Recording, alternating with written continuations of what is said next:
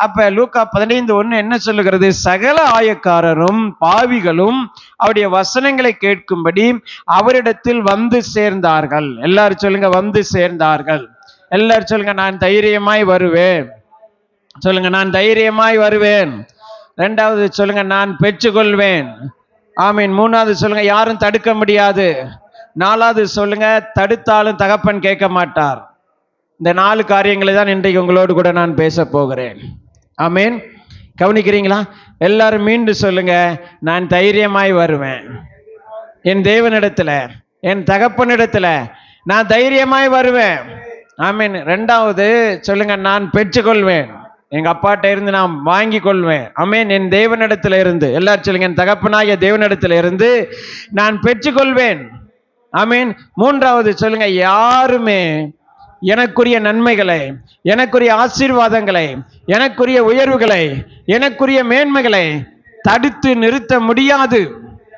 நாலாவது சொல்லுங்க, தடுக்க நினைத்தாலும் ஆமீன் என் தகப்பன் கேட்க மாட்டார். சொல்லுங்க, என் தேவன் கேட்க மாட்டார். ஆமீன். யாரு தடுத்தது? யாரு தடுக்கிறது? யாரு? பிசாசா? எல்லாத்துக்குமே பிசாசு தான் காரணம் இல்லையா? இல்லாத பிசாசை துரத்த முடியுமா? இன்னைக்கு நிறைய இடங்கள்ல என்ன ஜெப குறிப்பு வருதுன்னா, பெண்கள் பூரா வந்து ஜெபிக்கிறாங்க. என்ன ஜெப குறிப்பு சொல்றாங்கன்னா, பாஸ்டர் எங்க வீட்டுல பிசாசு தொல்லை இருக்கு, விரட்டுங்க அப்படிங்கிறாங்க இல்லையா? யாரு? வீட்டுக்காரர் தான் சொல்லுதாங்க. கவனிக்கிறீங்களா? புரியுதா? இல்லாத பிசாசை துரத்த முடியுமா? இல்லையா? இல்லாத ஊருக்கு வழி சொல்ல முடியுமா? சொல்ல முடியாது. எத்தனை பேர் கவனிக்கிறீங்க இல்லைங்களா? எல்லாத்துக்குமே பிசாசு தான் காரணமா? இல்லையா? இப்படியே சொல்லி சொல்லி சொல்லி நம்ம உண்மையான காரணம் எது அப்படிங்கிறத நாம பேசாம விட்டுட்டோம். சபையில் அதான் பிரச்சனை. எது எடுத்தாலும் பிசாசு, சாத்தான் தடை செய்யாதபடி. கவனிக்கிறீங்களா? அப்படியே பேசி பேசி இல்லையா? சாத்தானா எல்லாத்துக்கும் காரணம். கவனிக்கிறீங்களா இல்லையா? நல்ல கவனிங்க. யாரு தடுக்கிறது? யாரு?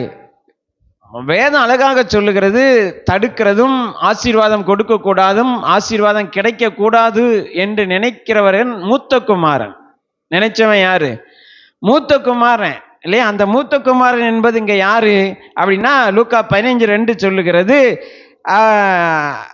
பரிசேயரும் வேத பாரகரும். யாரு? பரிசேயரும் வேத பாரகரும் தான் என்ன செய்யறாங்க? முறுமுறுக்கிறாங்க. ஏற்றுக்கொள்கிறாரு, அதெல்லாம் கூடாது, அதெல்லாம் என்ன செய்யக்கூடாது, அவங்களுக்கெல்லாம் கொடுக்க கூடாது, அவங்களுக்கெல்லாம் என்ன செய்யக்கூடாது, கொடுக்க கூடாது அப்படிங்கிறாங்க. யாரு? பரிசேயரும் வேத பாரகரும். அப்படின்னா உங்களுக்கு புரியலன்னா இப்படி வச்சுக்கொள்ளுங்க, மதவாதிகள். யாரு? மதவாதிகள். மதவாதிகள்னா கூட புரியலன்னா இப்படி வச்சுக்கோங்க, அல்லேலூயா பிரைஸ் தி லார்ட் அப்படி சொல்றாங்கல்ல அவங்க. கவனிக்கிறீங்களா? மதவாதிகள்னா யாருன்னு தெரியுதா உங்களுக்கு? உங்களுக்கு புரியுதா? நல்ல வெள்ளை வெள்ளையும் போட்டு நகையெல்லாம் போட்டிருக்க மாட்டாங்க, பொட்டு பூவெல்லாம் வைக்க மாட்டாங்க. அவங்க தான் மதவாதிகள். அவங்க தான் யாரு? மதவாதிகள்.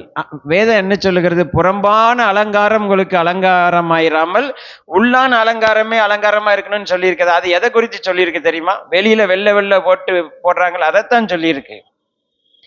வெளியில அலங்காரப்படுத்துறாங்கல்ல, தேவனுக்கு முன்பாக நாங்கள் நீதிமான் என்று காண்பிக்கிறாங்கல்ல, அந்த அலங்காரத்தை தான் அங்க சொல்லியிருக்கு.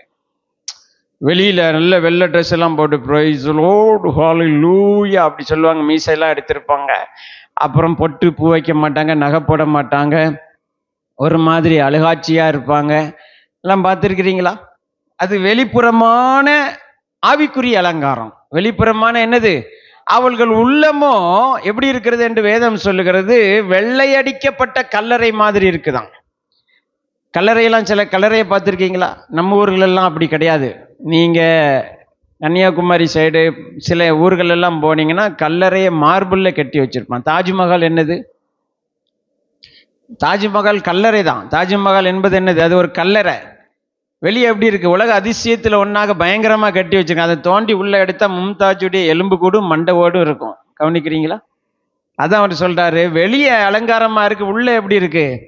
அலங்கோலமா இருக்கு பாருங்க. அவங்க தான் பரிசேயர்களும் வேதப்பாரர்களும், அவங்க தான் மதவாதிகள், அவங்க தான் சபை வளர்ச்சிக்கு தடையா இருக்கிறது, அவங்க தான் ஆத்துமாக்கள் வருவதற்கு தடை பண்ணுகிறது, அவங்க தான் சபையில குழப்பத்தை உண்டு பண்றது, அவங்க தான் சபையில பிரச்சனைகளை உண்டு பண்றது. சபையை உடைக்கிறது அவங்க தான், சபையில குழப்பங்களை உண்டு பண்ணுகிறது அவங்க தான், முறுமுறுக்கிறது அவங்க தான், என்னைய ஜெபிக்க உடலையே அப்படின்னு சொல்றது அவங்க தான், என்னைய பாட உடலையே அப்படின்னு சொல்றது அவங்க தான், எனக்கு முதலிடம் கொடுக்கலையேன்னு சொல்றது இது எல்லாமே யாரு தான்? இவங்க தான், மதவாதிகள் தான். வெளியே எல்லாமே இருக்கும், வெளியே என்ன இருக்கும்? எல்லாமே இருக்கும். கவனிக்கிறீங்களா? போகட்டும். இப்ப இந்த லூக்கா 15ஆம் அதிகாரத்துல 4 காரியங்களை உங்களுக்கு சொன்னேன் இல்லைங்களா? 1, நான் தைரியமாய் வருவேன். ஆமென். 2வது, நான் என்ன செய்வேன்? பெற்றுக்கொள்வேன். நான் என்ன செய்வேன்?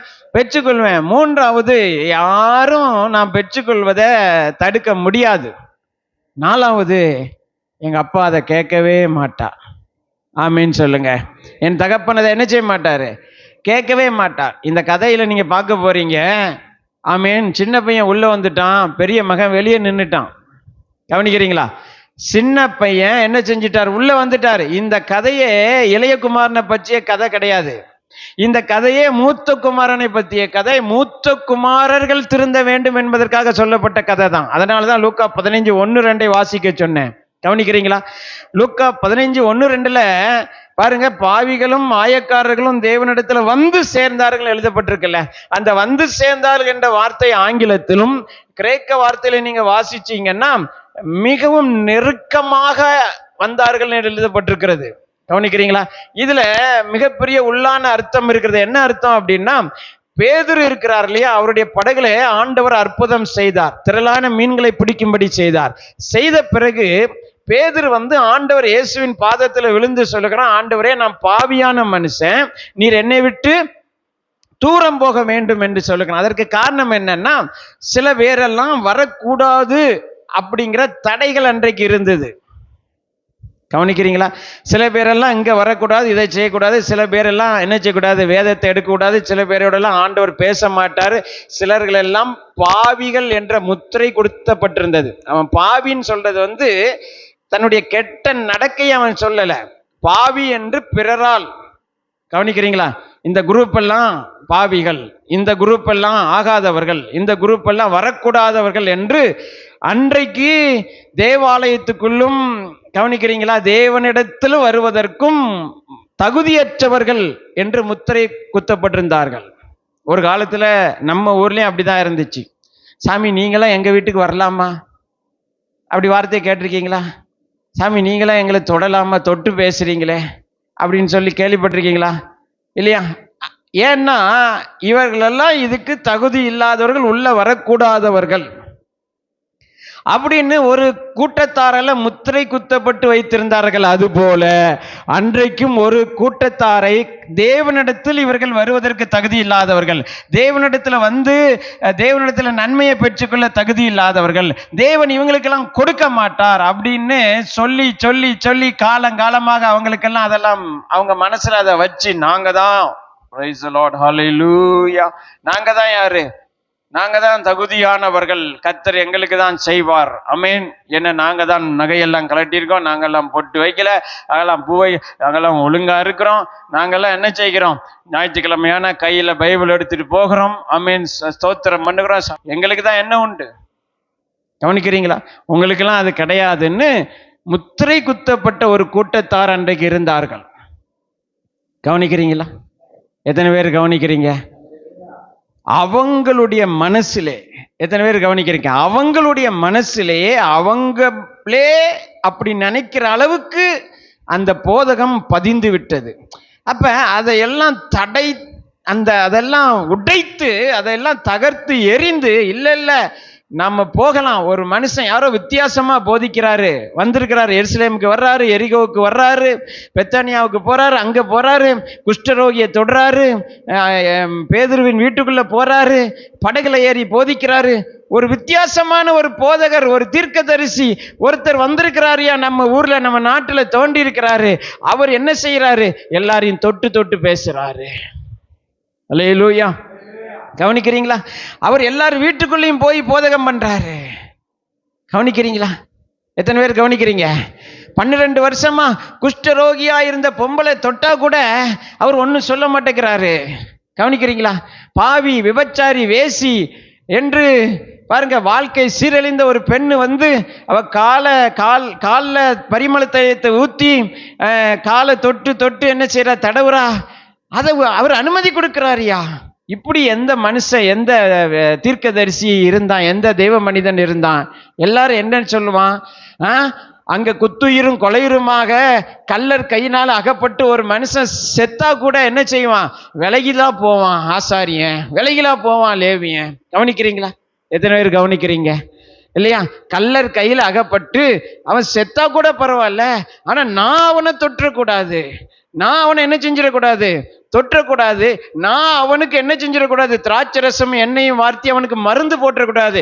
ஏன்னா நான் அவனுக்கு மருந்து போட்டேன்னா இன்னைக்கு நான் வேலை செஞ்சதா ஆயிரும். இன்னைக்கு ஓய்வு நாள், ஒரு மனுஷன் செத்தாலும் பரவாயில்ல, நான் வேலை செஞ்சிடக்கூடாது. உங்களுக்கு புரியுதா? எத்தனை பேர்? ஒரு மனுஷன் கல்லர் கையில் அகப்பட்டு அவன் செத்து சாவதுக்கு இன்னும் கொஞ்ச நேரம் தான் இருக்கு, ஆனா நான் அவனை தூக்கி கழுதை மேல ஏத்தி சத்திரத்துல கொண்டு போய் பராமரிச்சா, ஐயோ ஓய்வு நாள்ல வேலை செஞ்சா கடவுளுடைய கோபம் நம்மீது வந்துவிடும் அல்லவா? கவனிக்கிறீங்களா? ஓய்வு நாளில் ஒரு மனிதனை கழுதையின் மேல் தூக்கி வைத்து அவனை கொண்டு போய் சத்திரத்தில் சேர்த்து அவனுக்கு மருந்து போட்டால் அது எதற்கு சமம்? ஓய்வு நாளில் வேலை செய்ததற்கு சமம். அதனால் ஓய்வு நாளில் ஒரு மனிதனை குணமாக்கலாமா? குணமாக்க கூடாது. உனக்கு வேற வேலை இல்லையா? மற்ற நாட்களில் வந்து நீ இங்கே என்ன செய்ய, குணமாக்கிக்கொள் என்று இயேசுக்கு சொன்னார்களே, அவர்கள் தான் அந்த பொல்லாத மனிதர்கள். கவனிக்கிறீர்களா? அந்த பொல்லாத மனிதர்கள் இன்றைக்கு இருக்கிறார்கள். இன்றைக்கு இருக்கிறார்கள், இன்றைக்கு பிரசங்கம் பண்ணுகிறார்கள், இன்றைக்கு யூடியூப்ல வருகிறார்கள், இன்றைக்கு டிவியில வருகிறார்கள், உங்கள் போனுக்குள்ள வருகிறார்கள், உங்கள் காதுக்குள்ளும் பேசி கொண்டு இருக்கிறார்கள். சிலருடைய இருதயத்தில் ஆழமாக நுழைந்து இருக்கிறார்கள். நீங்கள் தகுதியற்றவர்கள் என்று உங்களை நீங்களே நினைக்கிற வண்ணமாக பேசி கொண்டு இருக்கிறார்கள். நல்லா கவனிக்கிறீங்களா? எத்தனை பேர் கவனிக்கிறீங்க? ஆனா எல்லாரும் சொல்லுங்க, நான் தைரியமாய் வருவேன். எல்லாரும் சொல்லுங்க, நேசு நல்லவர். எல்லாரும் சொல்லுங்க, நேசு நல்லவர், என்னை நேசிக்கிறார், நான் தைரியமாய் அவரிடத்துல வருவேன், நான் அவரிடத்துல பெற்றுக்கொள்வேன், யாரும் தடுக்க முடியாது. அவர் யார் சொல்லியும் கேட்க மாட்டார். அவர் நல்லவர். சொல்லுங்க, கர்த்தர் நல்லவர். மீண்டும் சொல்லுங்க, இயேசு நல்லவர். ஆமென். இந்த கதையே அவங்க திருந்தணும்னு சொன்ன கதை தான். ஆனா நம்ம காலங்காலமா என்ன சொல்லிட்டோம், இளையகுமாரன் திருந்துறத பத்தி தான் பேசுறாரு. இல்ல, இளையகுமாரன் திருந்துறத பத்தி சொல்லி மூத்த குமாரன் திருந்தணுங்கிறதுக்காக சொல்லப்பட்ட கதை தான் இது. இது இளையகுமாரனை பற்றிய கதை அல்ல, இது மூத்த குமாரனை பற்றிய கதை. கவனிக்கிறீங்களா? ஆமென். இந்த கதையில நீங்க வாசிச்சு பார்த்தீங்கன்னா, இளையகுமாரன் வந்துட்டான்னு அப்பா கொண்டாட்டம் பண்றாரு. என்ன பண்றாரு சொல்லுங்க? கொண்டாட்டம் பண்றாரு, விருந்து நடத்துறாரு, கொளுத்த கன்று அடிக்கிறாரு இல்லைங்களா? என்னெல்லாம் செய்யறாரு? விருந்து செய்யும் போது என்னெல்லாம் செய்யறாரு? கொளுத்த கன்றை அடிக்கிறாரு. அப்ப என்னெல்லாம் நடக்குது? முதல்ல விருந்து. முதல்ல என்னது? விருந்துனா அவனே சொல்றான், கொளுத்த கன்று. என்னது? சரியான, ஆமென், பயங்கரமான கன்று, கொளுத்த கன்று, அதை அடிக்கிறான் இல்லையா? கொளுத்த கன்றை அடிச்சு விருந்து போடுறாரு அப்பா. அடுத்து நடன கழிப்பு நடக்கு. அடுத்து என்ன நடக்கு? கீத வாத்தியம் நடக்கு. இது எப்பொழுது நடக்கும் அப்படின்னா, நல்ல கவனிங்க, இஸ்ரவேல் தேசத்திலும் கானான் தேசத்திலும் அதை சுற்றி இருக்கிற தேசங்களிலும் முக்கியமான நேரங்கள்ல நடக்கும். எப்போ நடக்கும்னா, ஒன்று கல்யாண வீட்டில் நடக்கும். ஒன்று எப்போ நடக்கும்? கல்யாண வீட்டில் நடக்கும். ரெண்டாவது அறுவடை முடிஞ்ச பிறகு நடக்கும். எப்போ நடக்கும்? அன்றைய நாட்கள் விவசாயத்தை சார்ந்த, விவசாயத்தோடு ஒன்றிய நாட்கள். அறுவடை முடிஞ்ச பிறகு என்ன நடக்கும்னா, அந்த அறுவடை நல்லா ஆன பிறகு என்ன செய்வாங்களாம், இந்த மாதிரி ஒரு விருந்து செய்து கொளுத்த கன்றை அடித்து அப்புறம் நடன கழிப்பெல்லாம் பண்ணுவாங்களாம். கவனிக்கிறீங்களா? அப்ப இந்த மூத்த குமாரன் அவன் தான் வயலெல்லாம் பார்க்கறான், அவன் தான் விவசாயத்தை எல்லாம் பார்க்கறான், அங்க போய் அவன் தான் எல்லாத்தையும் கவனிக்கிறான். அப்ப அறுவடை முடிஞ்ச போது அப்பாட்ட கேட்கிறான், அறுவடை எல்லாம் நல்லா ஆயிருக்கு, இப்ப ஒரு ஆட்டுக்குட்டியை கொடுங்க, நான் என் ஃப்ரெண்ட்ஸோடு கூட நான் என்ன செய்யணும், சந்தோஷமா இருக்கணும், ஒரு நடன கழிப்பை வைப்போம். அறுவடை நல்லா வந்திருக்கு. அறுவடை என்ன வந்திருக்கு? நல்லா ஆயிருக்கு. நான் தான் வயல்ல போய் வேலை பார்த்துட்டு வந்திருக்கிறேன், வயலை பூரா நான் தான் கவனிக்கிறேன், தோட்டங்களை நான் தான் கவனிக்கிறேன், கோதுமையெல்லாம் நல்லா விளைஞ்சிருக்குது இல்லையா? அப்ப அறுவடை நிறைய வந்திருக்கு. அப்ப நம்ம என்ன செய்வோம்? ஒரு நடன கழிப்பை ஏற்படுத்துவோம். ஒரு கொளுத்த கன்று கூட வேண்டாம், ஒரு நோஞ்சம் ஆட்டுக்குட்டியாவது கொடுங்கப்பா. அவன் கேட்கிறான், மூத்த குமாரன் கேட்க, ஒரு நோஞ்சம் ஆட்டுக்குட்டியாவது கொடுங்க, ஒரு இளைத்து போன ஆட்டுக்குட்டியாவது கொடுங்க, நான் என் ஃப்ரெண்ட்ஸு கூட என்ன செய்ய போகிறேன், இந்த அறுவடை பண்டிகையை கொண்டாட போகிறேன் அப்படிங்கிறான். அப்பா கொடுக்கவே இல்லை. அது வேதத்தில் எழுதப்பட்டிருக்கு பாருங்க. லூக்கா 15ஆம் அதிகாரம் 29ஆம் வசனம் சொல்லுகிறது, அவன் தகப்பனுக்கு பிரதியுத்தரமாக, இதோ இத்தனை வருஷ காலமாய் நான் உமக்கு ஊழியம் செய்து ஒரு காலம் உடைய கற்பனையை மீறாதிருந்தும் என் சிநேகிதரோடு நான் சந்தோஷமாய் இருக்கும்படி நீர் ஒரு காலம் எனக்கு ஒரு ஆட்டுக்குட்டியாவது கொடுக்கவில்லை அப்படிங்கிறான். கொடுக்கவே மாட்டாரு, கண்டிப்பா கொடுக்க மாட்டார். இன்னைக்கும் கொடுக்க மாட்டார், நாளைக்கு என்ன செய்ய மாட்டாரு, கொடுக்க மாட்டாரு. கவனிக்கிறீங்களா? ஏன் கொடுக்கல? ஏன் அவர் கொடுக்கல? இங்க ஏன் கொளுத்த கன்று, இங்க ஏன் நடன கழிப்பு, இங்க ஏன் கீத வாத்தியம், ஏன் மூத்தகுமாரனுக்கு கிடைக்கல? இதெல்லாம் நம்ம என்ன செய்யணும், சிந்தித்து பார்க்க வேண்டும். எத்தனை பேர் கவனிக்கிறீங்க? ஆமீன் இல்லைங்களா? இப்ப நல்ல கவனிங்க. அப்பா என்ன செய்யறாரு, இந்த நடன கழிப்பு விருந்து கொண்டாட்டத்தை வைக்கிறார். இப்ப நல்ல கவனிங்க. அப்பா என்ன செய்யறாருன்னா ஒரு இன்விடேஷன் லெட்டர் அடிக்கிறாரு. மேல என்ன போட்டாரு, இந்த காரியம் கர்த்தரால் வந்தது அப்படின்னு போடுறாரு. போட்டுட்டு கீழே எழுதுகிறாரு, என் இளைய மகன் திரும்பி வந்த மனம் திரும்பி வந்த விழா உங்கள் அனைவரையும் அன்போடு அழைக்கிறேன். நாள் 15 11:25 மாலை 6 to 7 மணி. ஃபங்க்ஷன் முடிந்ததும் என்ன உண்டு, அனைவருக்கும் உணவு வழங்கப்படும், எல்லாரும் வரும்படி உங்களை என்ன செய்கிறேன், கேட்டுக்கொள்கிறேன்னு நிகழும் எல்லாம் போட்டாரு. நிகழும் நவம்பர் மாதம் 15ஆம் தேதி. அந்த விழாக்கு பேர் என்ன வச்சிருக்கிறாரு, இளைய மகன் திரும்பி வந்த விழா, மனம் திரும்பி வந்த விழா அப்படின்னு ஒரு லெட்டர் அடிச்சு வீடு வீடா போய் கொடுத்துருக்கிறாரு. அதான் நடந்திருக்கு. கவனிக்கிறீங்களா? எத்தனை பேர் கவனிக்கிறீங்க? எங்க விழானா அப்படிதாங்க இருக்கும், நடன கழிப்பு எல்லாம்னா அப்படிதான் இருந்திருக்கும். அப்ப இப்படிப்பட்ட ஒரு கொண்டாட்டத்தை ஒரு தகப்பன் செய்கிறான்னு, அது ஏன் செய்யறாரு, அதுல என்ன இருக்கு, அது எவ்வளவு முக்கியத்துவம் வாய்ந்தது. இல்லைங்களா? கொண்டாட்டம். எல்லாரும் சொல்லுங்க கொண்டாட்டம், எல்லாரும் சொல்லுங்க கொண்டாட்டம். ஹல்லேலூயா. இந்த கொண்டாட்டத்துல ஒருத்தன் மட்டும் கலந்து கொள்ளவே இல்லை, அவன் தான் மூத்த குமாரன். கவனிக்கிறீங்களா? அவன் யாரு? அவன் தான் யாரு? மூத்த குமாரன் இல்லையா? அப்ப நம்முடைய மனம் திரும்புதலை கொண்டாடும் தேவன். எல்லாரும் சொல்லுங்க, என்னுடைய மனம் திரும்புதலை தேவன் என்ன செய்கிறாரு, கொண்டாடுகிறார். ஏன்னா மனம் திரும்புதல மிகப்பெரிய மகத்துவம், மனம் திரும்புதலில் மிகப்பெரிய அற்புதம் இருக்கிறது. மனம் திரும்புதல் மிகவும் முக்கியம் வாய்ந்ததாக இருக்கிறது. இந்த மனம் திரும்புதலை நாம மட்டுமில்லை, வேதம் சொல்லுகிறது, லூக்கா 15ஆம் அதிகாரம் சொல்லுகிறது, பரலோகமே கொண்டாடுகிறது. தேவ தூதர்களை என்ன செய்யறாங்க, கொண்டாடுகிறார்கள். அப்ப இது மூத்த குமாரனை பற்றிய கதை. இது யாரை பற்றிய கதை? மூத்த குமாரனை பற்றிய கதை. இந்த கதையை சொல்றதுக்கு முன்னாடி உங்கள்கிட்ட இன்னொரு கதையை நான் என்ன செய்கிறேன், சொல்ல ஆசைப்படுகிறேன். ஒரு புஸ்தகத்துல ஒருத்தர் எழுதியிருக்கிற கதை. என்ன கதை அப்படின்னா, ஒரு ஊர்ல ஒரு சர்ச் இருந்துச்சாம். நல்லா கவனிக்கிறீங்களா?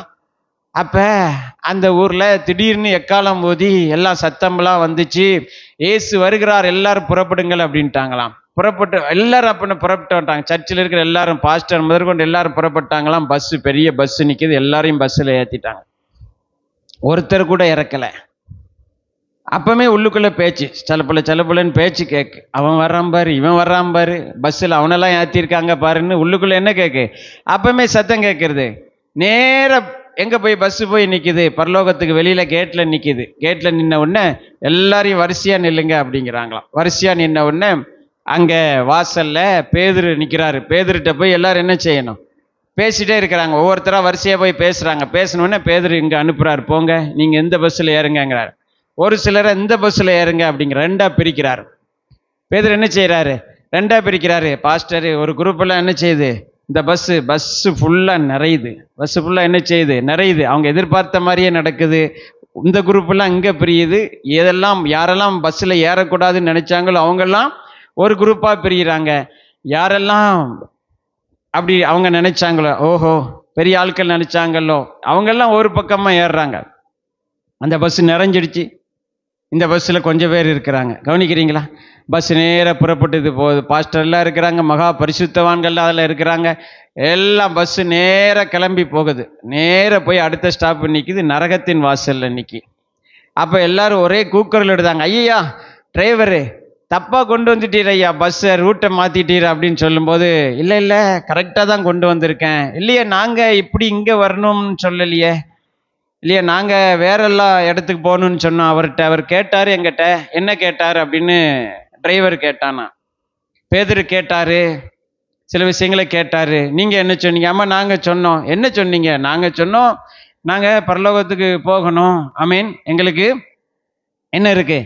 எங்களுக்கு என்ன இருக்கோ எங்களுடைய தகுதியின்படி கொடுங்கன்னு நாங்கள் கேட்டோம். ஆமீன். நாங்கள் ஜெபம் பண்ணியிருக்கோம், நாங்கள் வேதம் வாசிச்சிருக்கோம், நாங்கள் இதெல்லாம் செஞ்சுருக்கோம், ஞானஸ்தானம் எடுத்திருக்கோம், அதை பண்ணியிருக்கோம், இதை பண்ணியிருக்கோம், காணிக்க கொடுக்குறோம், அது எதுன்னு வரிசையாக லிஸ்ட்டு போட்டுட்டு சொன்னாங்களாம். நாங்கள் திருடினதில்லை, களவாண்டதில்லை, நாங்கள் பொய் சொன்னதில்லை, அப்படிலாம் செய்யறதில்லை, இத்தனையும் செஞ்சுருக்கிறோம். ஆகவே எங்களுக்கு என்ன கிடைக்கணுமோ அதை கொடுங்கயா அப்படின்னு கேட்டோம். ஆமீன். ஆகவே உங்களுக்கு என்ன கிடைக்கணுமோ அதை கொடுங்க, நீங்க கேட்டதுனால உங்களுக்கு இதுதான் கிடைச்சிருக்கு, இதுதான் உங்க தகுதி அப்படின்னு சொன்னானா.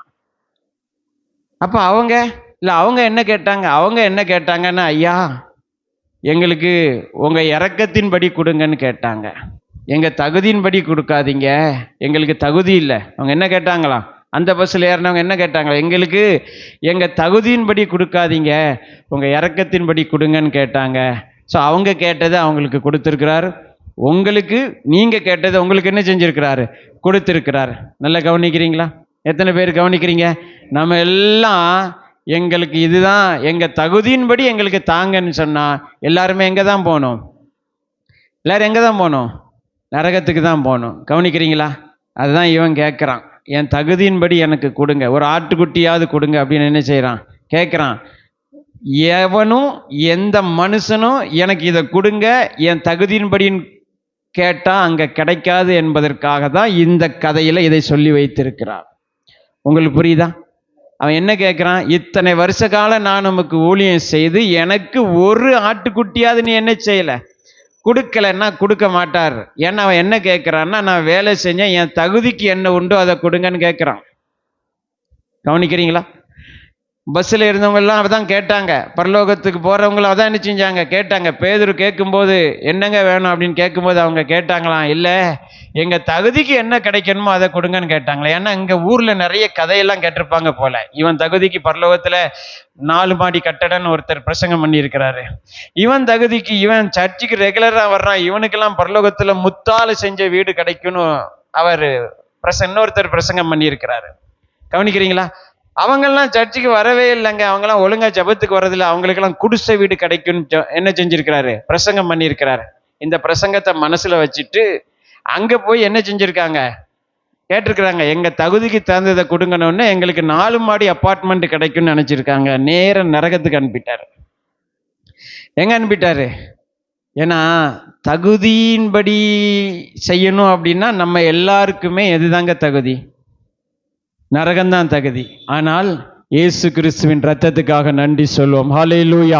இயேசு கிறிஸ்துவின் கல்வாரி மரணத்துக்காக நன்றி சொல்வோம். இயேசுவின் சிலுவைக்காக நன்றி சொல்வோம். தகுதி இல்லாத நம்மை, நரகத்துக்கு தகுதியான நம்மை ஆமீன் அதிலிருந்து தப்புவித்து பரலோகத்துக்கு ஆமீன் பிதாவின் மகிமைக்கு ஆமீன் பரிசுத்தவான்களோடு பங்கை பெறும்படியாய் இருளின் ராஜ்யத்திலிருந்து நம்மை விடுதலையாக்கி நம்மை தகுதியாக்கினது இயேசுவின் ரத்தம். நல்ல கைகளை தட்டி இயேசுவின் ரத்தத்துக்காக நன்றி.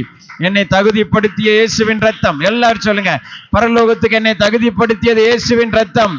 பரிசுத்தவான்களுடைய சுதந்திரத்தில் என்னை பங்கடைவதற்கு தகுதிப்படுத்தியது இயேசுவின் ரத்தம். பிதாவின் மகிமையில் பங்கு பெறுவதற்கு என்னை தகுதிப்படுத்தியது இயேசுவின் ரத்தம். சிலுவையே வழி, இயேசுவே வழி. ஆமென். கவனிக்கிறீங்களா? சிலுவையே வழி, இயேசுவே வழி.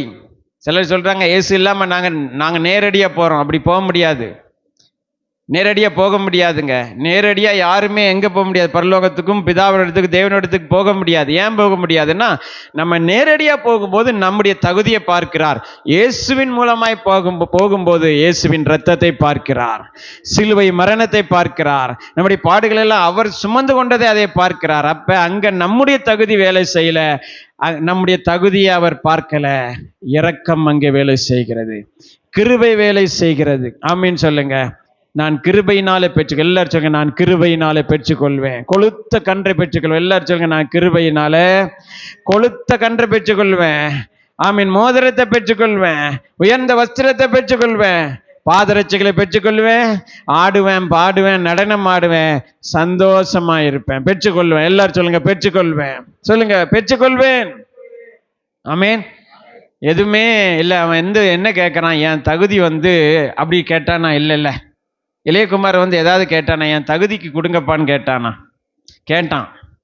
என் தகுதிக்கு வேலைக்காரனா கொடுங்கப்பான்னா. என்ன கேட்டான்? என் தகுதிக்கு என்ன கொடுங்க, நான் கெட்டு போயிட்டேன், நான் மோசமாயிட்டேன், என்னை மகன் கூட சொல்ல வேண்டாம், எனக்கு ஓரமாக கொடுங்க, இல்லையா, கூலிக்காரரில் ஒருத்தராக வைத்துக்கொள்ளும் அப்படிங்கிறான். என்ன சொல்கிறான் அப்படின்னா என்ன அர்த்தம்னா, தன்னை தாழ்த்துக்கிறான். என்ன சொல்கிறான்? தன்னை என்ன செய்கிறான்? தாழ்த்துக்கிறான், இல்லையா. எல்லார் மத்தியிலும், ஊர் முன்பாக, வேலைக்காரர்கள் மத்தியில், எல்லார் மத்தியில் என்ன சொல்றான்? நான் செஞ்சது தப்பு தான் அப்படிங்கிறான். முதல்ல அவன் என்ன செய்கிறான்? நான் செஞ்சது என்னது? தப்பு தான். உண்மை விட்டு தூரம் போனது தப்பு தான், நான் பாவம் பண்ணது தப்பு தான், ஆசிகளை அழித்து போட்டது தப்பு தான், எல்லாம் தப்பு தான், பாவம் பண்ணி விட்டேன், பரத்துக்கு விரோதமாய் உமக்கு முன்பாக என்ன செஞ்சிட்டேன்? பாவம் பண்ணி விட்டேன் அப்படிங்கிறான் முதல்ல. ரெண்டாவது என்ன சொல்றான்? எல்லாருக்கும் முன்னாடி என்ன சொல்றான்? என்னை ஒரு கூலிக்காரனா வச்சுக்கோங்க அப்படிங்கிறான். ஆமீன். அதே இதை நீங்க இங்க நினைச்சு பாருங்க, மூத்த குமாரன் கிட்ட பாருங்க, இதே நடன கழிப்பு, இதே எல்லா ஊரும் நிக்குது. அந்த ஊராருக்கு முன்னிலையில அப்பா கூப்பிடுறாரு, எப்பா உள்ள வா அப்படிங்கிறாரு. தம்பி வந்திருக்கிறான், சந்தோஷமா இருப்பான் அப்படிங்கிறான். இல்ல வர முடியாதுங்கிறான். நான் என்ன செய்ய முடியாது? வர முடியாது. லூக்கா 15ஆம் அதிகாரத்தில் பாருங்க என்ன சொல்லப்பட்டிருக்கிறது அப்படின்னா, 27ஆம் வசனம். லூக்கா 15:27 என்ன சொல்லுகிறது? அதற்கு அவன், நம்முடைய சகோதரன் வந்தார், அவர் மறுபடியும் சுகத்துடனே உடைய தகப்பனிடத்தில் வந்து சேர்ந்தபடினால் அவருக்காக கொளுத்த கன்றை அடிப்பித்தார் என்றான். அப்பொழுது அவன் கோபம் அடைந்து உள்ளே போக மனதில்லாதிருந்தான். தகப்பனோ வெளியே வந்து அவனை வருந்தி அழைத்தான். அவனை எப்படி அழைத்தான்? இந்த வருந்தி அழைத்தான்ங்கிற வார்த்தை இருக்குதா? அதை பார்க்கிறீங்களா? எத்தனை பேர் பார்க்குறீங்க? காலில் உழாத குறைதான் அப்படின்னு சொல்லுவாங்க தெரியுமா? அந்த மாதிரி அப்பா மூத்த குமாரன்ட்ட பேசுறாரு. எப்பா ராசா அப்படின்னு என்ன செய்யறாரு? பேசுறாரு. தயவு செய்து என்ன செய், ஊரெல்லாம் கூடி நிற்குது, தம்பி வந்திருக்கிறான், தயவு செய்து நீ என்ன செய்ய, இங்க வச்சு என்ன செய்யாத, பிரச்சனை பண்ணாத, வீட்டுக்குள்ள வா அப்படின்னு என்ன செய்யறாரு? வருந்தி தன்னை தாழ்த்தி அப்பா கேட்கிறாரு. மூத்த குமாரன் அடுத்து பேசுறதெல்லாம் பாருங்க, பயங்கரமா பேசுறான். அப்ப நல்ல கவனிங்க, எல்லார் முன்னிலையிலும் கீழ்ப்படியாதவன் மூத்த குமாரன், எல்லார் முன்னிலையும் தகப்பனை அவமானப்படுத்தியவன் மூத்த குமாரன். எத்தனை பேர் கவனிக்கிறீங்க? மூத்த குமாரன் கீழ்ப்படிந்தானா கீழ்ப்படியலையா? பதில் சொல்லுங்க. கீழ்ப்படியல, இல்லைங்களா? எல்லார் மத்தியிலும், அனைவர் மத்தியிலும் தகப்பனை அவமானப்படுத்தியவன் மூத்த குமாரன், எல்லார் முன்னிலையிலும் தன்னை தாழ்த்தியவன் இளைய குமாரன். தாழ்மையுள்ளவர்களுக்கு கிருபை அளிக்கிறவர். ஆமென். இல்லையா? தகுதியின்படி ஆசீர்வதிக்காதவர், தன்னை நம்பி வந்தவர்களை அணைத்துக் கொள்கிறவர். அதனால தான் லூக்கா 15:1 நம்ம வாசித்தோம், எல்லாரும் வந்து சேர்ந்தார்கள். எல்லாரும் சொல்லுங்க, எல்லாரும் என்ன செய்தார்கள்? வந்து சேர்ந்தார்கள் என்கிற வார்த்தை மிக முக்கியத்துவம் பெறுகிறது. எல்லாராலையும் வர முடியாது, எல்லாராலையும் என்ன செய்ய முடியாது.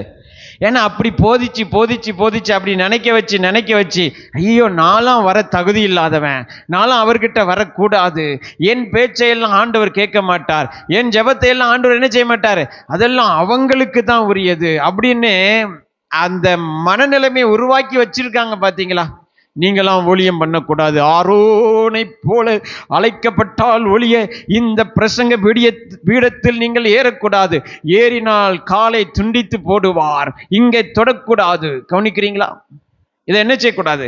பிரசங்க பீடத்தை நீங்கள் தொட்டுவிடக்கூடாது, நீங்கள் மைக்கை எடுத்து விடக்கூடாது, நீங்கள் இயேசுவை சொல்லிவிட, நீங்கள் ஊழியம் பண்ணிவிடக்கூடாது அப்படிலாம் சொல்றாங்க. பார்க்குறீங்களா? உங்களுக்கெல்லாம் அதுக்கு என்ன இல்லை, தகுதி இல்லை, நீங்களும் அதை செய்யக்கூடாது, இதை செய்யக்கூடாது அப்படின்னு. நல்லா கவனிங்க, அதெல்லாம் பொய். அதெல்லாம் என்னது? பொய். ஏன்னா ஆரோனை போன்ற அழைப்பு இப்போ கிடையாது, அது முடிஞ்சு போன அழைப்பு. கவனிக்கிறீங்களா?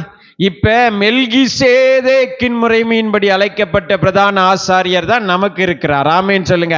அவர் என்ன சொல்லுகிறாரு? எபிரேயர்ல 4ஆம் அதிகாரத்துல 15ல 16ல என்ன சொல்றாரு? நம்முடைய பலவீனங்களை குறித்து பரிதவிக்க கூடாத பிரதான ஆசாரியர் நமக்கு இராமல். ஏன்னா ஆரோனை போல இல்லை, இப்ப மெல்கிசேதேக்கின் முறைமையின்படியான ஆசாரியர் இருக்கிறார்.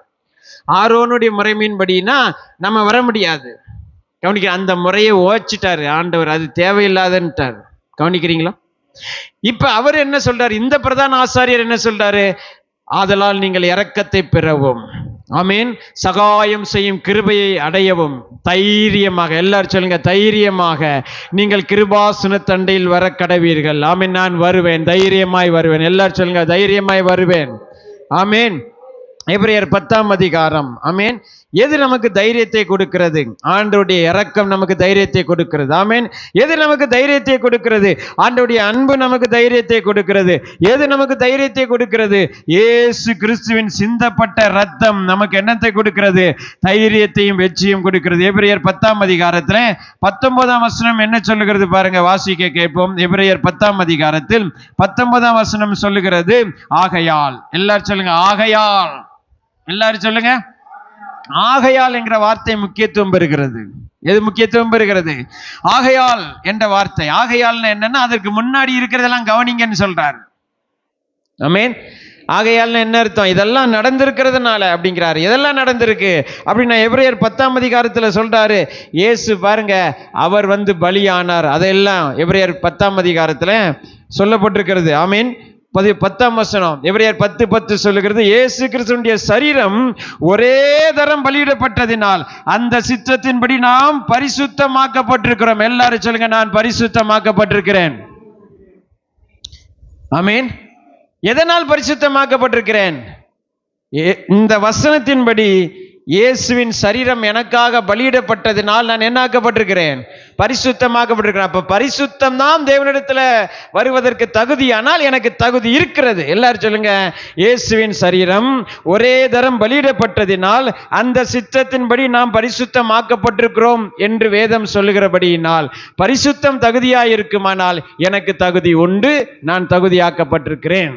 என்னுடைய செய்கையினால் அல்ல, இயேசுவின் இரத்தத்தினால், அவருடைய பலியினால். ஆமீன் சொல்லுங்க. கவனிக்கிறீங்களா? எபிரேயர் 10:19 என்ன சொல்கிறது? ஆகையால் சகோதரரே, நாம் பரிசுத்த ஸ்தலத்தில் பிரவேசிப்பதற்கு. எதில் பிரவேசிப்பதற்கு சொல்லுங்க? எதில் பிரவேசிப்பதற்கு? பரிசுத்த ஸ்தலத்துக்குள்ள, தேவனிடத்துல. ஆமீன். பிரவேசிப்பதற்கு. ஆமீன். இயேசுவானவர் தமது மாம்சமாகிய திரையின் வழியாக புதிதும் ஜீவனுமான மார்க்கத்தை நமக்கு உண்டு பண்ணினபடியால் அந்த மார்க்கத்தின் வழியாய் பிரவேசிப்பதற்கு அவருடைய இரத்தத்தினாலே நமக்கு தைரியம் உண்டாயிருக்கிறபடினாலும். ஆமென் சொல்லுங்க. இயேசுவின் இரத்தத்தினாலே எனக்கு தைரியம் உண்டாயிருக்கிறது. நான் தைரியமா வருவேன். எல்லாரும் சொல்லுங்க, நான் என்ன செய்வேன்? தைரியமா வருவேன். எங்க வருவேன்? தேவனிடத்துல வருவேன். ஆமென். தேவனுடைய சன்னிதானத்தில் வருவேன். ஆமேன். மகா பரிசுத்த ஸ்தலத்துக்குள் வருவேன். ஆமேன். இதுக்கு அர்த்தம் உங்களுக்கு புரியுதா? நான் தைரியமா வருவேன் அர்த்தம் உங்களுக்கு புரியுதா? இப்ப நான் சொல்றேன், நல்ல கவனிங்க. எக்காலம் மூதும், ஆமேன், ஒரு இமை நொடி பொழுதிலே நாம் எல்லாரும் மறுரூபம் ஆக்கப்படுவோம், அவரோடு கூட வானத்தில் என்ன செய்வோம்? அவரை சந்திப்போம் என்று சொல்லப்படுகிறது இல்லையா வசனம். அப்படி ஒரு காலத்துல நடக்கும் என்று வச்சுக்கொள்ளுங்க. இன்னைக்கு நடக்குதுன்னு வச்சுக்கோங்களேன். இன்னைக்கு விட்டுருங்க. இன்னைக்கு சர்ச்சு நாள். இன்னைக்கு நீங்க எல்லாம் ஃபயரா இருப்பீங்க. ஞாயிற்றுக்கிழமைன்னா விசுவாசிகள் எப்படி இருப்பாங்க? ஆவிக்குரியவர்களா இருப்பாங்க. திங்கள் முதல் சனிக்கிழமை வேற ஆட்கள். கவனிக்கிறீங்களா? ஏன்னா நம்ம சர்ச்சுக்குள்ள வரும்போது தான் யாரு? ஆவிக்குரியவர்கள். சர்ச்சை விட்டு வெளியே போனா சிலர் அப்படி நினைக்கிறாங்க, சர்ச்சுக்குள்ள தான் எல்லாம் ஸ்டார்ட் ஆகுது இல்லையா, அதனால சர்ச்சுக்குள்ள வரும்போது முக்காடு போடுவோம். கவனிக்கிறீங்களா? முக்காடு போடுறது நல்லதான், ஒரு தப்பும் கிடையாது. ஆனா முக்காடு எதுக்காக போடணும்? வெளியில போய் வேற முக்காடு நமக்கு தேவையா இருக்கிறது. கவனிக்கிறீங்களா? வேற விதத்துல பெண்கள் தங்களை பாதுகாத்து கொள்ளணும், அதுக்கு தான் முக்காடு அடையாளமாக இருக்கிறது. அங்க போய் முக்காடு எல்லாம் போடுறது கிடையாது. அங்க பலார்னு இருக்கிறது. அங்க எப்படி இருக்கிறது? அங்க தாவணி எப்படி இருக்கு, சேலை எப்படி கிடக்கு, அங்க எப்படி இருக்கும், என்ன உட்கார்ந்துருக்கோம், காலை பிளந்து கால் மேல காலை போட்டு. மீன் அங்க போய் அதெல்லாம் அங்கதான் பிசாசு இருக்கான், அங்கதான் பொல்லாத மனுஷன். அங்க போய் வேற எப்படினாலும் இங்க முக்காடை போட்டு இருக்கிறது அது ஓகே, நல்லதான் போடுங்க. இங்க போடுற முக்காடுல உங்களுக்கு பிரயோஜனம் இல்லைங்க. வெளியே போய் நீங்க கரெக்டா இருக்கணும். ஆமீன் சொல்லுங்க. கையை வச்சு சொல்லுங்க. அல்லேலூயா. ஆமீன் சொல்லுங்க. அதனால சிலர் என்ன நினைக்கிறாங்க, ஞாயிற்றுக்கிழமைன்னா சபைக்குள்ள வந்தா நமக்கு என்ன ஆரம்பமாகுது? ஸ்பிரிச்சுவல் லைஃப் ஸ்டார்ட் ஆகுது. சபையை விட்டு காலடி வெளியே எடுத்து வைக்கும் போது என்னது? அது முடிந்து போகுது அப்படி நம்ம நினைக்கிறோம். அப்படிதானே? இல்லைங்க. வெளியே போய் தான் நமக்கு என்ன இருக்கு? சவால் இருக்கு. வெளியே போய் தான் பிரச்சனை இருக்கு. வெளியே போய் தான் நமக்கு எதிரி இருக்கிறான். அங்கதான் நமக்கு அது என்ன செய்கிறது? விசுவாசம். அங்கதான் நம்பிக்கை. அங்கதான் வார்த்தையை பயன்படுத்தி அவனை ஜெயிக்க வேண்டும். ஆமீன் சொல்லுங்க. அப்ப நான் என்ன சொல்ல வந்தேன்னு உங்களுக்கு தெரியுதா? எக்காலம் தொனிக்கும், ஒரு நொடி பொழுதில் மறுரூபம் ஆகும் என்று சொல்லப்பட்ட காரியம் நாளைக்கு நடக்குதுன்னு வச்சுக்கோங்க. நாளைக்கு திங்கக்கிழமை காலையில நீங்க தூங்கி எந்திரிச்ச உடனே ஒரு 8 மணிக்கு நாளைக்கு காலையில எக்காலம் தொனிக்கிறது. ஆமீன். இயேசு வந்து விட்டார் என்று சத்தம் வருகிறது அப்படின்னா நம்ம எல்லாரும் அண்ணாந்து பார்த்து ஆமீன் ஆகாயத்துல அவரோடு கூட போறதுக்கு நம்ம போவோமானால் அங்க ஒரு குரூப் இருந்துகிட்டு நீங்கெல்லாம் எங்க வாரீங்க அப்படின்னு கேட்டா, அப்பாலே போ சாத்தானே, இயேசுவின் நாமத்துல உன்னை அப்புறப்படுத்துகிறேன், இயேசுவின் ரத்தத்தினால் எனக்கு தைரியம் உண்டாயிருக்கிறது என்று நீங்கள் தைரியமாக அங்க என்ன செய்யணும்? அந்த சம்பவத்துக்குள்ள, அந்த மறுரூப ஆகிற அனுபவத்துக்குள்ள நீங்க உள்ளே போக வேண்டும். அதற்கு உங்களுக்கு தைரியம் உண்டாயிருக்க வேண்டும். ஆமீன் சொல்லுங்க. பரலோகத்தின் கதவை ஆமீன் யாரும் ஆமீன் அடைக்கும் போது, பேதுருவே அங்க நின்று அடைக்கும் போது ஆமீன், அல்லது ஏதோ தேவ தூதர்களை அங்க நின்று அடைக்கும் போது, இல்ல இயேசுவின் ரத்தம் எனக்காக சிந்தப்பட்டிருக்கிறது, இயேசுவின் ரத்தத்தினால நான் கழுவப்பட்டிருக்கிறேன், அந்த இயேசுவின் ரத்தத்தினால எனக்கு என்ன உண்டாயிருக்கிறது? அவருடைய மகா பரிசுத்த ஸ்தலத்துல பரலோகத்துக்குள்ள நித்திய ஜீவனுக்குள்ள, அந்த நித்திய வாழ்வுக்குள்ள நுழைவதற்கு எனக்கு என்ன உண்டாயிருக்கிறது? தகுதி உண்டாயிருக்கிறது என்கிற தைரியம் உங்களுக்கு உண்டாக வேண்டும். அந்த தைரியத்தை தான் அங்க பேசுகிறார். ஆமீன். அந்த தைரியம் உங்களுக்கு இருக்கா? இல்லையா? யாரோ எவரோ யூடியூப்ல ஏதோ உளறான், அங்க உளறான், அங்க உளறான்னு கேட்டு பயப்படாதீங்க. ஆமீன் சொல்லுங்க. கவனிக்கிறீங்களா? எத்தனை பேர் கவனிக்கிறீங்க? நான் காலங்காலமா கேட்டு வர்றேன். ஆமீன். இயேசு வந்துட்டார், வர்றாருன்னு சொல்லிட்டு, இயேசு நிச்சயமா வருவார், வருவது நமக்கு சந்தோஷம். ஆமீன் சொல்லுங்க. ஆனா இவங்க சொல்லும் போதெல்லாம் வரமாட்டார். கவனிக்கிறீங்களா? இவங்கெல்லாம் என்ன, அவங்களுக்கு ரெப்ரசன்டேட்டிவா, அவருக்கு ரெப்ரசன்டேட்டிவா, எப்போ வரான்னு அவங்ககிட்ட தான் சொல்லுவாரா? கவனிக்கிறீங்களா? அங்க சண்டாயிட்டு உடனே இயேசு வர்றார், இங்க சண்டாயிட்டு. ஆமீன். 3ஆம் உலகப் போர் வரப்போகுது. 3ஆம் உலகப் போருக்கும் பைபிளுக்கு என்னங்க சம்பந்தம் இருக்கு? பைபிள்ல எங்கேயாவது 3ஆம் உலகப் போர் வரும் அப்படின்னு சொல்லப்பட்டிருக்கா? அதெல்லாம் கிடையாது. அதுக்கும் இதுக்கும் சம்பந்தம் கிடையாது. கவனிக்கிறீங்களா? அதனால் அதெல்லாம் கண்டு நீங்கள் பயப்படாதீங்க. என்றைக்கு நீங்கள் இயேசுவின் ரத்தத்தால் கழுவப்பட்டீர்களோ, எல்லாரும் சொல்லுங்க, என்றைக்கு நீங்கள் இயேசுவின் ரத்தத்தால் கழுவப்பட்டீர்களோ அன்றைக்கே உங்களுடைய பெயர் பரலோகத்தில் எழுதப்பட்டு விட்டது. நீங்கள் பரலோகத்தில் குடிமக்களாய் மாறிவிட்டீர்கள். ஆமீன். பிலிப்பியர் 3:20 சொல்லுகிறது, நம்முடைய குடியிருப்போ பரலோகத்தில் இருக்கிறது. எல்லாரும் சொல்லுங்க, நம்முடைய குடியிருப்பு. எல்லாரும் சொல்லுங்க, என்னுடைய குடியிருப்பு, என்னுடைய பெயர் பரலோகத்தில். ஆமீன். என்னுடைய சிட்டிசன்ஷிப் ஆமீன் எங்க இருக்கிறது? என்னுடைய ஆதார் கார்டில் அட்ரஸ் எங்க இருக்கு? பரலோகத்துல இருக்கு. ஆமீன் சொல்லுங்க. அங்க இருக்கு என் அட்ரஸ். அதனால கவனிங்க, அங்க இருந்து இயேசு என்னும் ரட்சகர் வர நான் என்ன செஞ்சிட்டு இருக்கிறேன்? காத்துட்டு இருக்கிறேன். எனக்கு தைரியம் இருக்கிறது. நான் நிச்சயமாக ஆமீன் அங்க போவேன். ஆமீன். கவனிக்கிறீங்களா? எத்தனை பேர் கவனிக்கிறீங்க? சந்தோஷமா இருக்கிறீங்களா? ஹல்லேலூயா. இல்லைங்களா? அவன் வர்றான், வந்த உடனே என்னெல்லாமோ சொல்றான். சொன்ன உடனே கவனிங்க, அப்பா சொல்றாரு, சரி ஓடி போய் புதிய வஸ்திரத்தை, உயர்ந்த வஸ்திரத்தை கொண்டு வாங்க, இவன் கால்களுக்கு பாதரட்சியை கொடுங்க, இவன் கைகளுக்கு என்ன செய்யுங்க? மோதிரத்தை கொடுங்க அப்படிங்கிறாரு. என்ன தகுதிங்க இருக்கு அவனுக்கு கொடுக்கிறதுக்கு?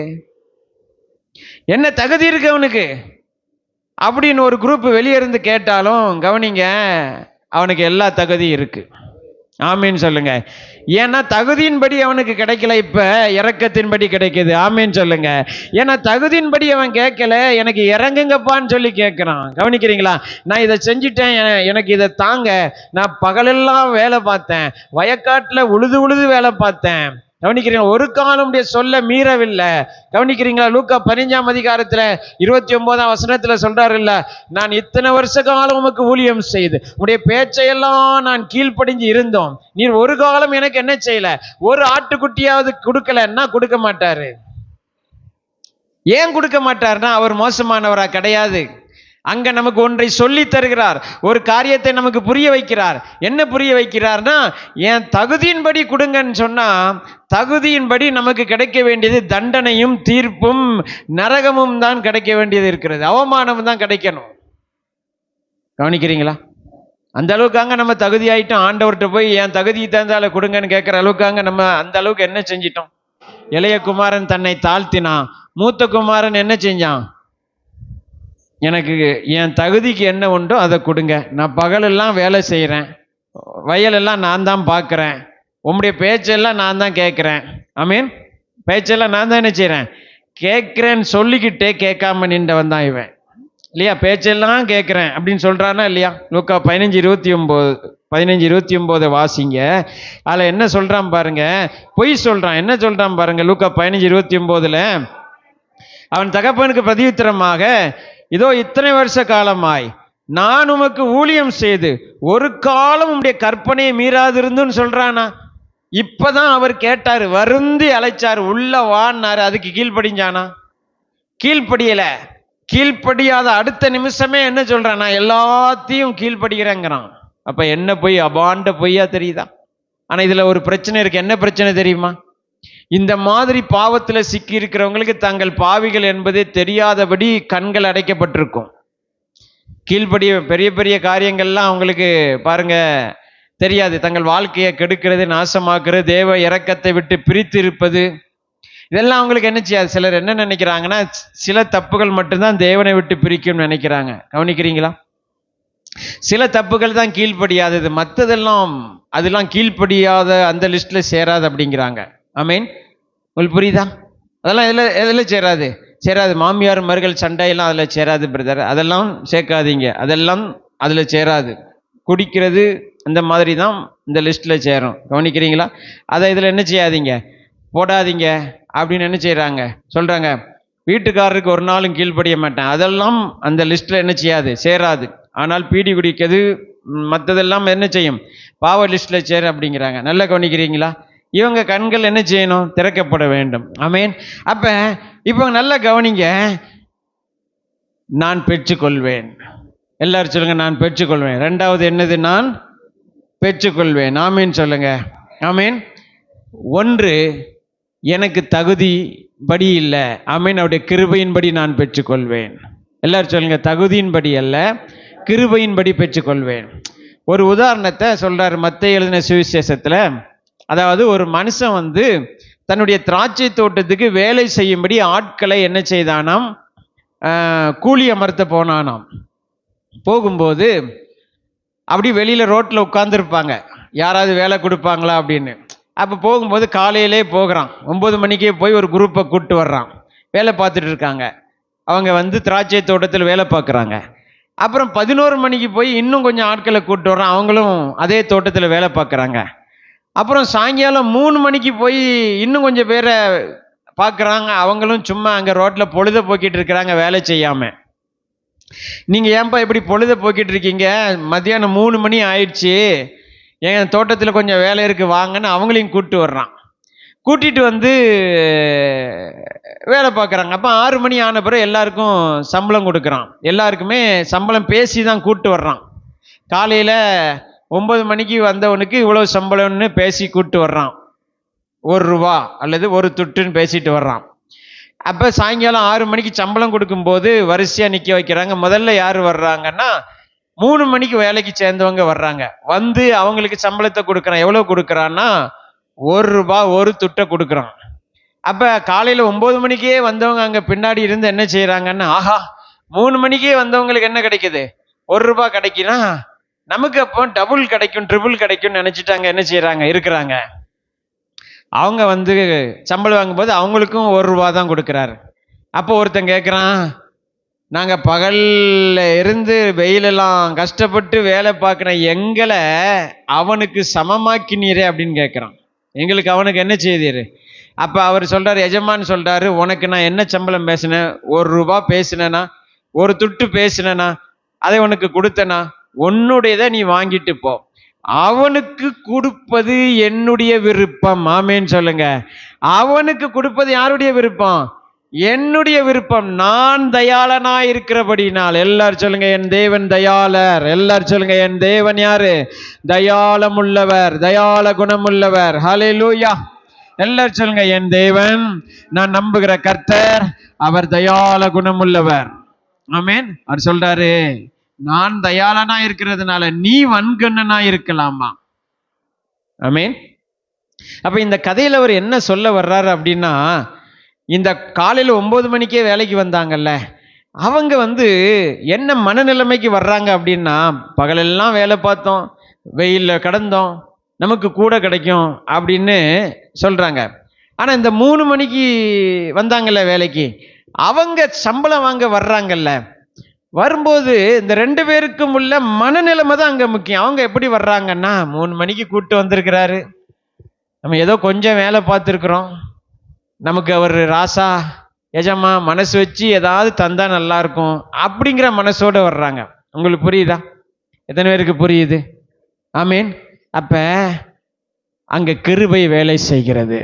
அங்க என்ன வேலை செய்கிறது? கிருபை வேலை செய்கிறது. கிரியை தோற்று போகிறது. கிரியை என்ன செய்கிறது? இப்ப இது எதுக்கு உதாரணம்னா, கிருபையும் கிரியையும் சந்திப்பதற்கு இது உதாரணமாக இருக்கிறது. நியாயப்பிரமாணமும் கிருபையும் சந்திப்பதற்கு இது எதுவாக இருக்கிறது? ஒரு உதாரணமாக இருக்கிறது. ஆமீன். எத்தனை பேர் கவனிக்கிறீங்க? ஆமீன். எல்லாரும் சொல்லுங்க, நான் கிருபையின்படி வருகிற உயர்வை நம்புகிறேன், கிருபையின்படி வருகிற ஆசீர்வாதத்தை நம்புகிறேன். ஆமீன் சொல்லுங்க. ஹல்லேலூயா. ஆமீன். அதனால கிரியை செய்யக்கூடாது என்று நான் சொல்லவில்லை. கிரியை அவசியமானது, கிரியை செய்ய வேண்டும். கிரியை செய்தாலும் கவனிங்க, நான் கிருபையே சார்ந்து கொள்கிறேன். நான் எதை சார்ந்து கொள்கிறேன் சொல்லுங்க? கிருபை என்ன செய்கிறேன்? சார்ந்து கொள்கிறேன். ஆமீன் சொல்லுங்க. அப்ப இங்க எது எது எது அடிபட்டு போகிறது? தகுதி.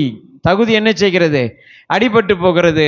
தகுதியின்படி கொடுக்கிறவர் அல்ல, அவருடைய தயாள குணத்தின்படி கொடுக்கிறவர். எல்லாரும் சொல்லுங்க, தகுதியின்படி 3 மணிக்கு வந்தவங்களுக்கு சம்பளம் கொடுக்கணும்னா எவ்வளவு சம்பளம் கிடைச்சிருக்கும்?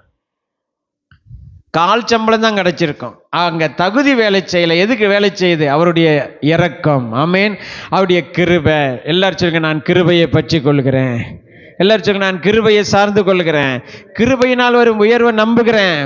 அதனால் நான் பெற்றுக்கொள்வேன். நான் எதனால் பெற்றுக்கொள்வேன்? நான் கிருபையை சார்ந்திருக்கிறபடினால் பெற்றுக்கொள்வேன். எல்லாரும் சொல்லுங்க, நான் எதனால் ஆசீர்வாதங்களை பெற்றுக்கொள்வேன்? நான் எதனால் நன்மையை சுதந்தரிப்பேன்? நான் எதனால் வாழ்க்கையில மேன்மை அடைவேன் என்று நம்புகிறேன்? நான் கிருபையின்படியே. எல்லாரும் சொல்லுங்க, நான் கிருபையின்படியே. எல்லாரும் சொல்லுங்க, கிருபையின்படியே, தயவின்படியே வருகிற உயர்வை நான் நம்புகிறபடினால் நான் பெற்றுக்கொள்வேன். 2வது, ஏன் பெற்றுக்கொள்கிறோம் அப்படின்னா, பெற்றுக்கொள்வதற்கு இங்க பாருங்க, பழைய வாழ்க்கை தடையே இல்லை. பழைய வாழ்க்கை என்ன இல்லை? தடையே இல்லைங்க. லூக்கா 15:30 என்ன சொல்லுகிறது? வேசிகளிடத்தில் உம்முடைய ஆஸ்தியை அழித்து போட்ட உம்முடைய குமாரனாகிய இவன் வந்த உடனே அப்படிங்கிறாரா? அப்ப என்ன சொல்றான்? பழைய வாழ்க்கையை பேசுகிறான். எதை பேசுறான்? பழைய வாழ்க்கையை பேசுகிறான். பழைய வாழ்க்கை உங்களுக்கு பெற்றுக்கொள்வதற்கு தடையாக இருக்காது. எதுதான் உங்களுக்கு தடையா இருக்கும்னா, மனம் திரும்பாதது தான் தடையா இருக்கும். எதுதான் தடையா இருக்கும்? மனம் திரும்பாதது தான் தடையா இருக்கும். கவனிக்கிறீங்களா? பழைய வாழ்க்கை எப்படி வேணாலும் வாழ்ந்திருக்கலாம், ஆனால் மனம் திரும்புதல் என்பது அங்கே முக்கியத்துவம் பெறுகிறது. எத்தனை பேர் கவனிக்கிறீங்க? எந்த வாழ்க்கையில ஒரு மனிதன் இருந்தாலும், குப்பையில இருந்தாலும், தூசியில கிடந்தாலும், ஆமீன், உலகத்தின் நாசமோசங்களில் சிக்கி இருந்தாலும், பிசாசின் பிடியில் அகப்பட்டிருந்தாலும், ஆமீன், எந்த துர்க்குணத்தில் இருந்தாலும், எந்த பாவத்தில் இருந்தாலும், மனம் திரும்பி வரும்போது, ஆமீன் சொல்லுங்க, கையை உயர்த்தி சொல்லுங்க, அல்லேலூயா.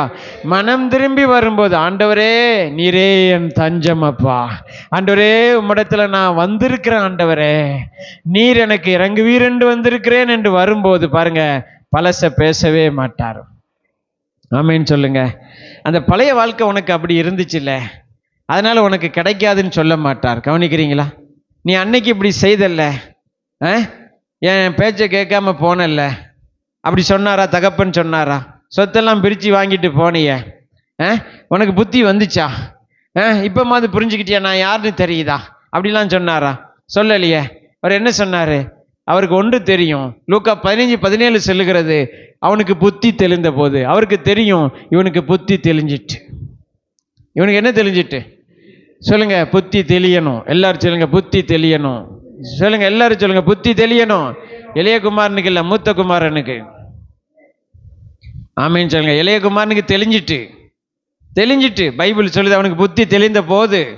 மூத்த குமாரன் கதை எப்படி முடிஞ்சதுன்னே சொல்லாம தான் இங்க என்ன செஞ்சிருக்கு, இந்த கதையை முடிச்சிட்டார். இப்படி பைபிளில் நிறைய கதை இருக்கு.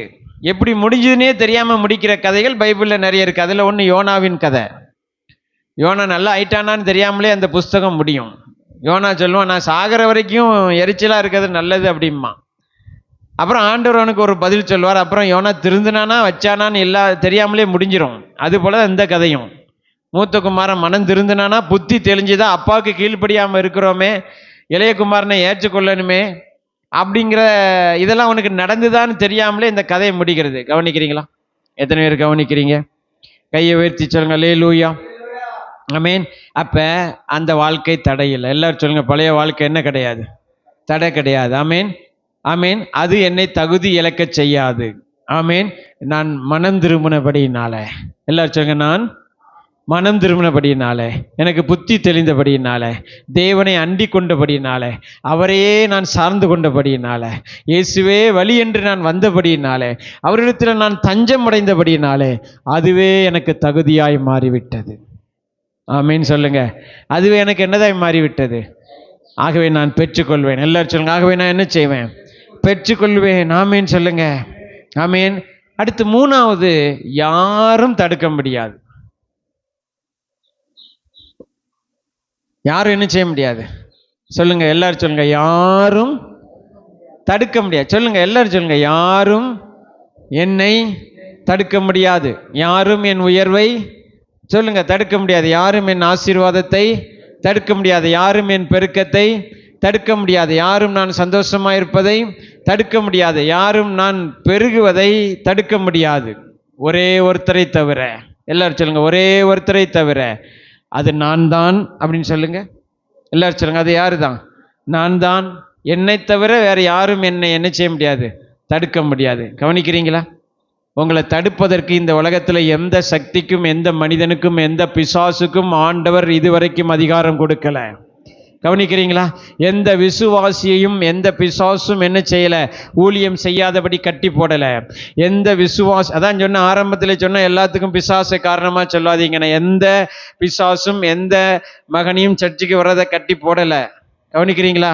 எந்த விசுவாசியும் உயர்வதற்கு பிசாசு என்ன செய்யல? தடை செய்து கொண்டிருக்கவில்லை. அவர்களுக்குள்ள அவர்களே, அவருடைய சிந்தனைகளே, அவருடைய அவிசுவாசமே, அவர்களுடைய அர்ப்பணிப்பு இல்லாத வாழ்க்கையே, அவருடைய நற்குணம் இல்லாத வாழ்க்கையே, அவருடைய சோம்பேறித்தனமான வாழ்க்கையே, கவனிக்கிறீங்களா? அவருடைய புத்தி குழம்புன வாழ்க்கையே, கவனிக்கிறீங்களா? அவர்களை முறையற்ற வாழ்க்கையே அவர்களை தடை செய்து கொண்டிருக்கிறது. வேற யாருமே தடுக்க முடியாதுங்க. வேற யாருமே உங்களை என்ன செய்ய முடியாது?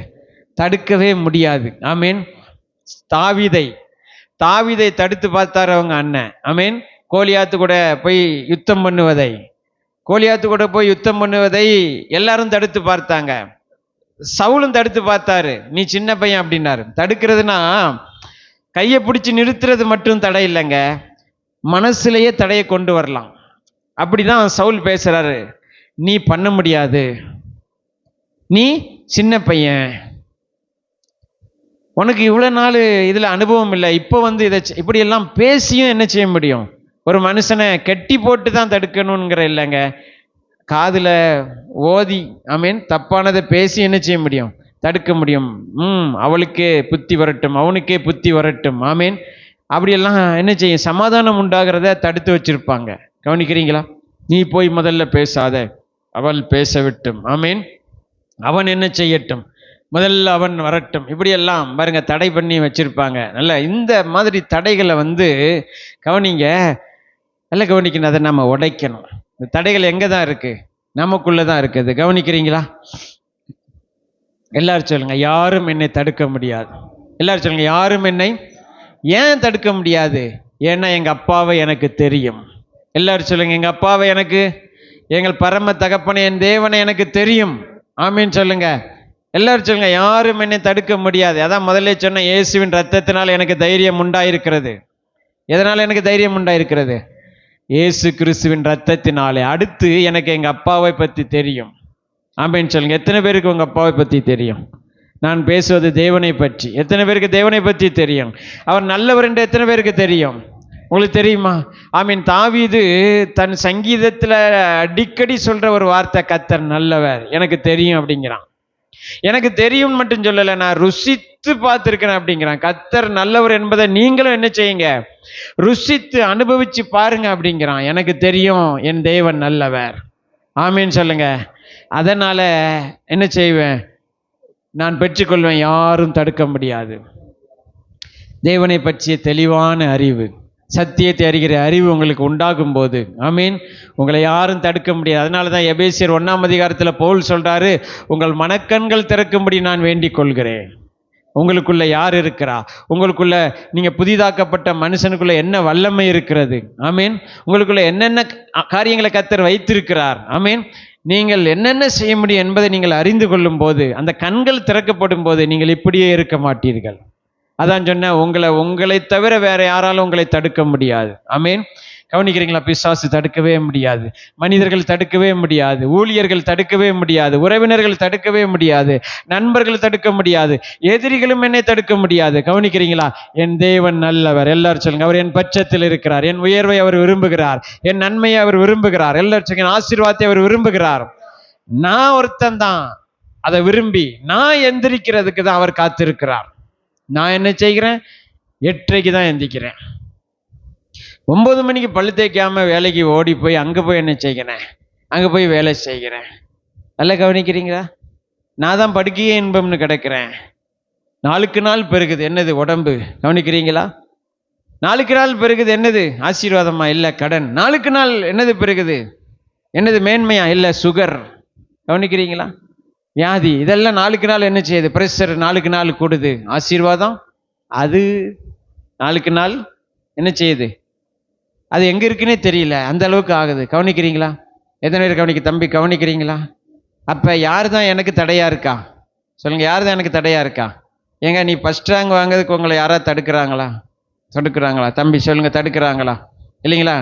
நீங்கள் தான் தடை. ஃபோனை பார்த்துட்டு அதை செஞ்சுட்டு இதை செஞ்சுட்டு விளாண்டுக்கிட்டு நீங்கள் தான் உங்களுக்கு முதல் ரேங்க் எடுக்கிறதுக்கு தடையாக இருக்கிறீங்க. யாராவது உங்களுக்கு நல்ல வேலை போகிறதுக்கு தடை பண்ணுறாங்களாங்க? சொல்லுங்களேன். இல்லைங்க. நீங்கள் ஐஏஎஸ் பாஸ் ஆகிறதுக்கு யாராவது தடை பண்ணுறாங்களா? இல்லைங்க. நீங்கள் தான் படிக்காமல் வைக்காமல். நல்லா கவனிக்கிறீங்களா? நீங்கள் வாழ்க்கையில் பணம் சம்பாதிப்பது யாராவது உங்களை தடை பண்ணுறாங்களா? இல்லைங்க. நீங்கள் தான் சமயம் கிடைச்சா லீவ் போடுறீங்க. 2000 ரூபா கையில் வந்தோடனே 1 வாரம் லீவ் போட்டு ஊரை சுற்றுறீங்க. அடுத்து ஒரு 10 நாளைக்கு லீவு போட்டுறீங்க. யாருங்க தடை பண்றது? உங்களை யாருமே தடை இல்லை. நல்லா கவனிக்கிறீங்களா? ஆண்டவர் நீங்கள் எழும்புவதற்கு காத்திருக்கிறார். ஹல்லேலூயா. நீங்கள் செயல்படுவதற்கு ஆண்டவர் காத்திருக்கிறார். உங்கள் கையில தேசங்களை கொடுக்க, உங்கள் கையில நன்மைகளை கொடுக்க, சுதந்திரத்தை உங்களுக்கு கொடுப்பதற்கு தேவன் என்ன செய்கிறாரு? காத்திருக்கிறார். ஆமீன். மனம் திரும்புதல் என்பது எதற்குரியது? கொண்டாட்டத்துக்குரியது. அதனால தான் விருந்து, நடன கழிப்பு இதெல்லாம் என்ன செய்கிறாரு? பண்ணுகிறாரு. பண்ணி அதை ஒரு கொண்டாட்டமாகவே அவர் நடத்துகிறார். ஒரு ஃபங்க்ஷனாக அவர் என்ன செய்கிறாரு? நடத்துகிறார். ஊரை கூட்டுகிறார். ஊரை என்ன செய்கிறாரு? கூட்டி இதெல்லாம் செய்கிறார். ஏன்னா, நல்லா கவனிங்க. ஒரு மனிதன் மனம் திரும்பும் போது ஆண்டவர் அதை எப்படி எடுத்துக்கொள்கிறார் அப்படின்னா, ஆண்டவர் ஒரு மனிதனை ஆசீர்வதிக்க காத்திருக்கிற தேவன். ஆமீன் சொல்லுங்க. கவனிக்கிறீங்களா? அவனுக்கு உயர்ந்த வஸ்திரத்தையும், அவனுக்கு மோதிரத்தையும், அவனுக்கு பாதரட்சையும், குமாரன் என்ற ஸ்தானத்தையும் கொடுக்க காத்துட்டு இருந்தாரு. தடையா இருந்தது ஒன்னே ஒண்ணுதான், அவன் வர்றதுதான். ஆமாவா இல்லைங்களா? இவர் தேடி போய் கொடுக்க மாட்டாரு. இவர் தேடி போய் அங்க அவன் பண்ணி மேய்ச்சிட்டு இருக்க இடத்துல, பண்ணி மேய்க்கிறியா? நல்ல மேயி, இந்த மோதிரத்தை போட்டு மேயி, எங்க பண்ணிக்கு என்ன பண்ணியை குளிப்பாட்டிட்டு இருக்கியா? இந்த புது ட்ரெஸ் போட்டு குளிப்பாட்டுன்னு அங்க தேடி போய் என்ன செய்ய மாட்டார்? கொடுக்க மாட்டார். எல்லாம் வச்சுட்டு இங்க காத்துட்டு இருக்காரு. எல்லாம் வச்சுட்டு இங்க என்ன செஞ்சுட்டு இருக்கிறாரு? காத்துட்டு இருக்கிறாரு. ஒன்னே ஒண்ணுதான் செய்யணும், இப்ப அவன் வரணும். ஆமீன் சொல்லுங்க. அப்ப நம்ம ஆசீர்வதிக்க காத்திருக்கிற தேவன். ஆமீன் சொல்லுங்க. புது ட்ரெஸ்ஸோடு காத்திருக்கிற தேவன். எல்லாரும் சொல்லுங்க, கையில மோதிரத்தோடு காத்திருக்கிற தேவன். ஆனா இதெல்லாம் அவர் கையில வச்சுட்டு என்ன செஞ்சிருக்கிறாருன்னா காத்துட்டு இருக்கிறாரு. ஆமீன். அப்ப அவர் எதை கொண்டாடுறாருன்னா கொடுக்கிறத கொண்டாடுகிறார். எல்லாரும் சொல்லுங்க, அவர் தேவன் எதை கொண்டாடுறாரு? கொடுக்கிறத கொண்டாடுறாரு. ஆமீன் சொல்லுங்க. ஆமீன் இல்லைங்களா? என் பிள்ளைக்கு எதை கொடுக்கலாம்? அவளுக்கு இதை கொடுக்கலாம், வீடு கொடுக்கலாமா? அவளுக்கு காரு கொடுக்கலாமா? ஆமீன். அவளுக்கு என்ன கொடுக்கலாம்? பெரிய வேலை கொடுக்கலாமா? பதவியை கொடுக்கலாமா? ஆமீன். இன்னும் காத்துட்டு இருக்கிறாரு. ஆனா ஒன்னே ஒண்ணுதான் தடையா இருக்கிறது. நான் சொன்னேன்ல, வேற எதுவுமே தடையில்லை. நம்ம தான் அவரிடத்துல வருவது தான் தடை, கேட்பது தான் தடை. ஆமீன் சொல்லுங்க. ரொம்ப ஈஸிங்க. பைபிள் என்ன சொல்லுது? கேளுங்கள் தரப்படும். ஆண்டவர் என்ன சொல்லியிருக்கிறாரு? கேளுங்கள். அப்படிதானே சொல்லியிருக்கிறாரு. தலைகீழ நில்லுங்கள் உங்களுக்கு தரப்படும் சொன்னாரா? ஆமீன். அப்படி எதுவும் வசனம் இருக்குதா? ஏன் கேட்கறது அவ்வளோ கஷ்டமா? தைரியமா கேட்பேன். எல்லாரும் சொல்லுங்க, தைரியமா கேட்பேன், விசுவாசத்தோடு கேட்பேன், கேட்டதை பெற்றுக்கொள்வேன். நான் விசுவாசிக்கிறேன், என் தேவன் எனக்கு கொடுப்பதிலே சந்தோஷம் அடைகிறார். கொடுப்பதை கொண்டாடுகிற தேவன் அவர். எனக்கு கொடுப்பதற்கு காத்திருக்கிறார். நான் பெற்றுக்கொள்வேன், எனக்கு என்னுடைய தகுதி அல்ல, அவருடைய கிருபை என்னை தகுதிப்படுத்தி இருக்கிறது. ஆகவே நான் தைரியமா வருவேன், பெற்றுக்கொள்வேன். யாரும் தடுக்க முடியாது. தடுக்க முடித்தால் என் தகப்பன் கேட்க மாட்டாரு. என் கர்த்தர் நல்லவர். எல்லாரும் சொல்லுங்க, தகப்பன் ஆகிய தேவன் நல்லவர். அப்படி நாம் எல்லாரும் எழுந்திருப்போம்.